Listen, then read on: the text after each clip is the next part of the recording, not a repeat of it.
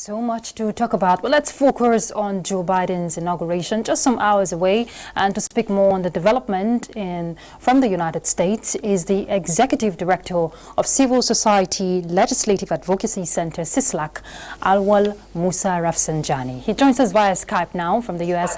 Thank you very much for joining us. Thank you very much. Good morning. All right, now, Joe Biden's inauguration, it's less than 24 hours away. What's the mood of Americans in Maryland, where you are at the moment, and by extension, other parts of the U.S.? I can tell you that Americans are very excited and very eager to see tomorrow inauguration of the new president of United States. Because of so many troubling situations American people find themselves, both internal and external issues, surrounding American, country.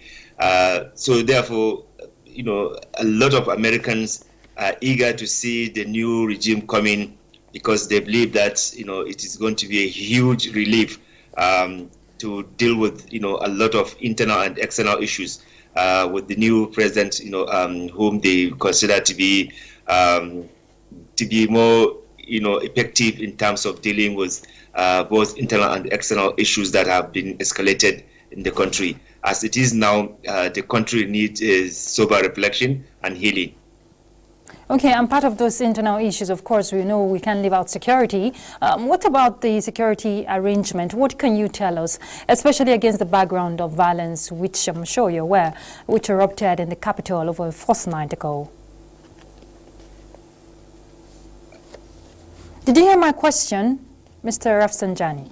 I don't know. I think the line went off. Let's look at security arrangement. What can you tell us at the moment, from what you have observed?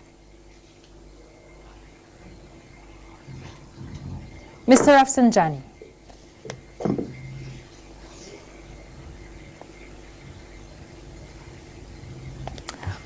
Okay, we seem to be having challenges. Okay. Okay, so I'm sure you heard me. In terms of the security situation in the particularly in Washington D.C., we can see that additional security measures have been introduced to curtail possible maybe abnormality that may happen. But I think the American security network are equal to the task.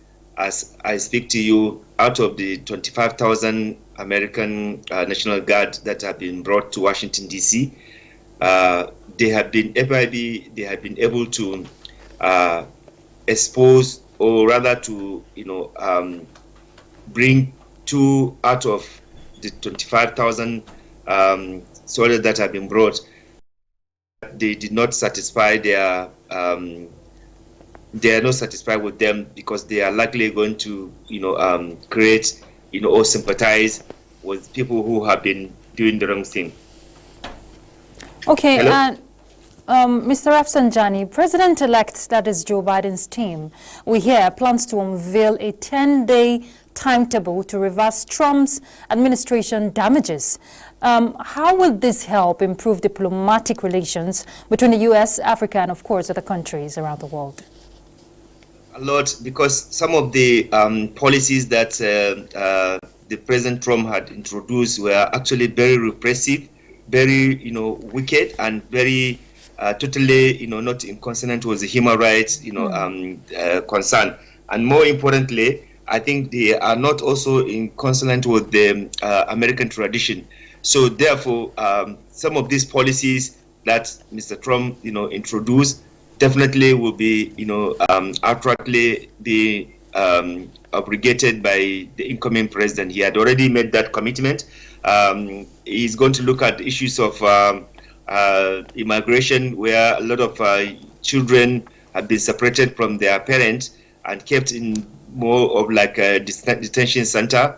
This is really very, very wicked of such kind of policy, and the incoming president has promised to carry out investigation for whoever is involved.